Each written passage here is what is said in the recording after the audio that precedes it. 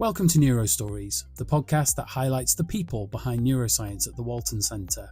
Together, we will lift the lid on the complex worlds of neurology and neurosurgery and everything in between, hearing fascinating tales of the incredible staff and services carried out in the hospital every day. Can you tell me if you've seen Jenny Burgess, could you? If she's around. I haven't seen her. Oh, she's down here. How you doing? You okay? My name is Dr. Jennifer Burgess. I am a consultant anaesthetist at the Walton Centre. I work on ITU and I have many lead roles, including the clinical lead for organ donation.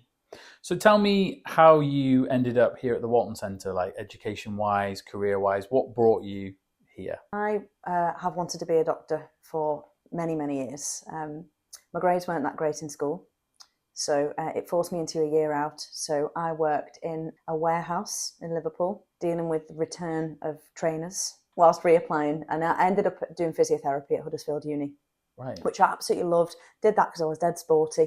And a lot of sporty people end up doing physio. Loved physio. It was everything I wanted to do, but it just wasn't quite medicine. So I worked as a physio for a year whilst reapplying to do medicine and was really, really lucky. And off I went to medical school. And where did you go? Where did you study medicine? I did medicine at Liverpool, which right. meant that I could live at home. My mum was an intensive care nurse at the time. Stepfather at the time was a consultant anaesthetist who worked on ITU. It just captured my attention. Yeah. And ever since then, that was the only thing I wanted to do. I wanted to be a doctor. I wanted to be an anaesthetist. I wanted to work on ITU. So you had to knuckle down a bit and get your grades up, and then it's been a long, winding route to where I am today. But I'm loving it. So what kind of areas do you cover at work then? I would say primarily an anaesthetist, so I work in theatre, looking after patients having operations, whether they're emergency or planned operations. But part of my job now includes working on ITU as well, looking after the patients sort of around the time of operations or when they come in with various different brain injuries. So what does a day look like for you? Always try and hit the ground running in nice and early. If I'm in theatre, make sure that I can see all my patients first thing. And I really like to be in theatre, prompt, ready to start on time, get my first patient off to sleep and get the surgeons operating. Push things as efficiently as possible all day and then wake my patients up and make sure they're comfortable in recovery.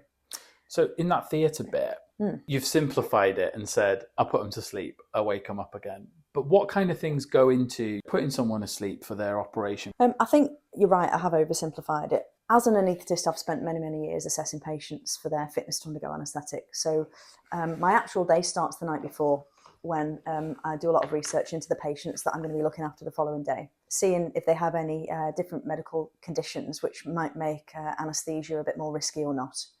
I then make a plan in my own mind as to the safest way of delivering the anaesthetic and monitoring the patient in theatre.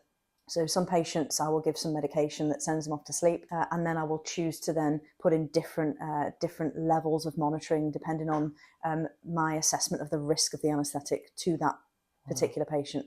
So each patient is different? Yeah, on the face of it, everyone goes to sleep and wakes up after an operation. But in reality, there's a lot planning. And sometimes even when I'm not thinking about that, I'm subconsciously making a plan. Obviously, your passions lie in anaesthesia. Absolutely honestly say that I am exactly where I want to be. I have a fantastic job, which I love. It puts me in a position to come into regular contact with people who inspire me, people who amaze me with the different skills that they have.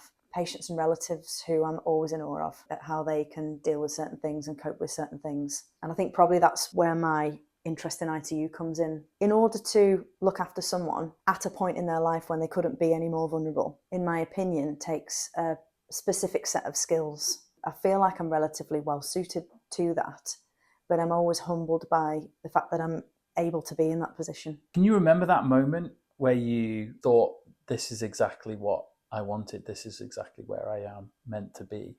That's an easy but a difficult question because that was my aim, that was the goal, was to get to this point. So for me, getting to this point, doing this job, just reaffirms what I already know, that I couldn't do any other job. I'm not built to do any other job. I can honestly say the first few times I stood on ITU, I couldn't have been any more frightened. I think it became obvious to me quite quickly when I started anaesthetics that this is exactly what I want to do. What are the challenges in your job? Some would say it's quite a stressful job. Every patient is a human being and I have to take on the responsibility of keeping them safe throughout a sometimes huge operation. So that could be quite stressful, that weight of responsibility. Making sure I make the right decisions I find quite stressful. But one of the positives, big positives about ITU is that we work really well as a team together. So we're always available, run decisions by one another. That team approach to things is what I really like about intensive care. It's always difficult when you have conversations with patients or relatives when things are not positive. And the reality of ITU is that sometimes things aren't positive. Mm. But that's not to say that people don't still deserve dignity, respect, honesty, accuracy in the information you're giving them. So I find that quite difficult. I take a lot home with me from an emotional baggage point of view when speaking to relatives on ITU. So I find that personally quite stressful. Mm. But in another way, if I didn't, would it mean that I wouldn't, or I don't care enough? For me, I like that I take that home with me because it tells me that I care enough about what I do. And have you got things to help you decompress? I used to run a lot, and then we had a baby. So my wife and I have been having fertility treatment for about 7 years, and we're really losing hope at ever being positive. I think I saw 14 negative pregnancy tests, which is far more stressful than anything I've ever dealt with at work. And then Teddy came along, and she is my world. Seeing her little face when I get in will absolutely cheer me up no matter what's happened at work in the day. That's amazing. So tell me about taking up the clinical lead for organ donation role. Why did you do that? My brother has had a corneal transplant. He had a horrendous eye infection, caused his eyeball to rupture, and therefore needed a transplant. I have had donations to allow me to pursue fertility treatment, and my next door neighbour, when I was an anaesthetic trainee, ended up being an organ donor. And I saw just how much comfort the family got from that. So they're the actual reasons that I feel quite passionate about organ donation. I think it's not spoken about enough.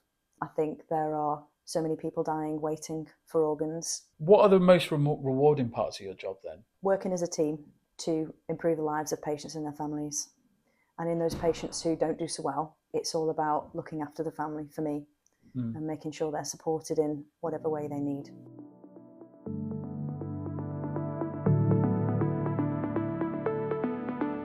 We'll do a quick fire round questions now. Okay, I'm going to do really badly at this.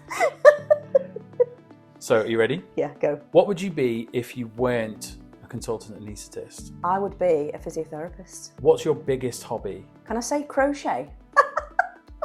Of course you Honestly, can say crochet. I can make a mean crocheted elephant. Really? I swear. Like a teddy? Superb. Favourite song? Sarah by Fleetwood Mac. Love it. Love Fleetwood Mac. Bit of an oldie. Book? Read The Firm by John Grisham years ago. Loved it. Film absolutely ruined it. Tom Cruise. Yeah. Go-to comfort film? The Bodyguard. Ooh. It's a bit sappy, isn't it? Favourite animal? Dog. I've got cats. I shouldn't have said that. What was your first day at the hospital like? Terrifying. Absolutely terrifying. That weight of responsibility that hits you when you get your consultant job, no one prepares you for that. Food you love? Pizza. I'll only eat it if my wife makes the dough. She's a pastry chef, so why not that? Food you hate? Avocado. Controversial. Smashed, crushed, whatever. It's the consistency. Best thing to happen to you? Baby Teddy. Who's your hero? My mum. And something very few people know about you? I can crochet a mean elephant. I've got picture proof. I'm not kidding.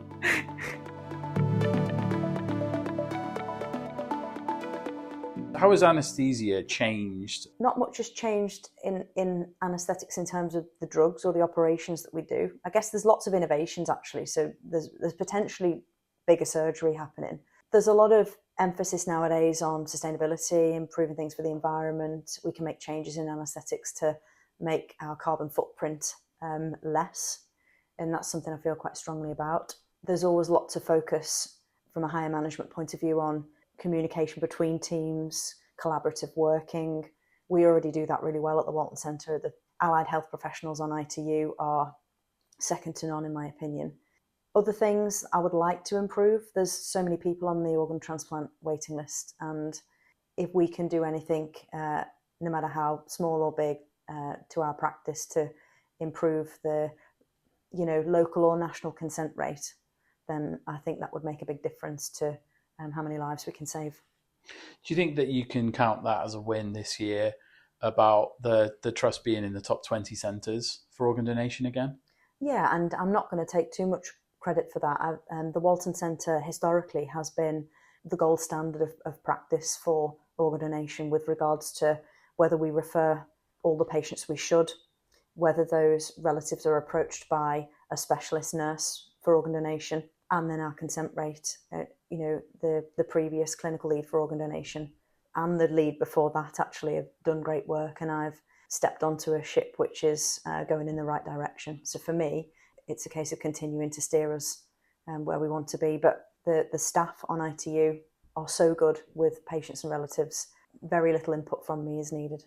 Where is it headed then? The profession, the industry, where's it headed? It's headed in a good direction, medicine and anaesthetics. Over the past few years, there's been a bit of a split between anaesthetics and intensive care. So what that means on a positive note is that we're getting a lot of people coming to work on ITU who have a heavy medical background, and that will absolutely 100% improve the care for patients on intensive care. How does that then translate into patient care?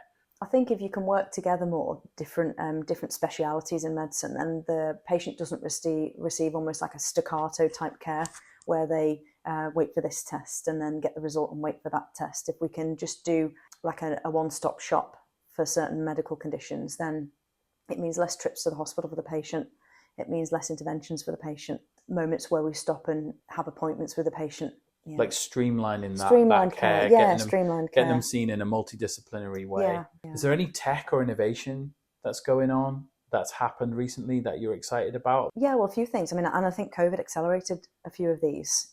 We now have the ability, or we've realised we're quite good at having online appointments with patients, whereby, from a sustainability point of view, from a patient point of view, they don't have to go through the rigmarole of travelling somewhere, parking somewhere, finding the right place. If it's like a checkup, something that they don't need, they literally travel into the hospital to be told something that they could be told on a virtual call. Yeah, and that's not for everyone. Certainly different generations of patients may respond differently to whether they would want that or not, but it's an option. And I think always having more options as a patient is better than not. And from an anaesthetic point of view, the more we digitalise, the better. Not only because that provides us with a certain element of security from an individual decision-making point of view, but it also means that remotely, more clinicians can see what's happening with certain individual patients, which again can sort of speed up decision-making. So it's all about that streamlining then, isn't it? It's all about just making sure that patients come here at the right time. No one likes to sit at a desk and do loads and loads of paperwork. Certainly if there's an element of duplication involved in that.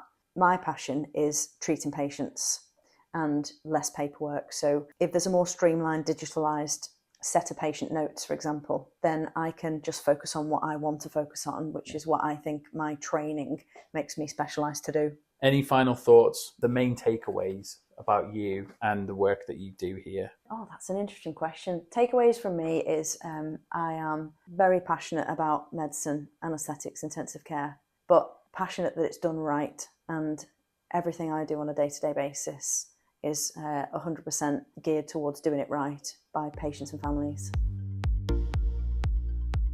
Thank you for listening to Neuro Stories. You can listen to more episodes on Spotify and stay up to date with the latest news and events from the hospital on our social media channels at the Walton Centre on Facebook and Instagram, and at Walton Centre on X. Got feedback? Email the communications team at wcft.communications@nhs.net. This podcast was recorded, edited and hosted by Sam Fleet from the Walton Centre's communications team.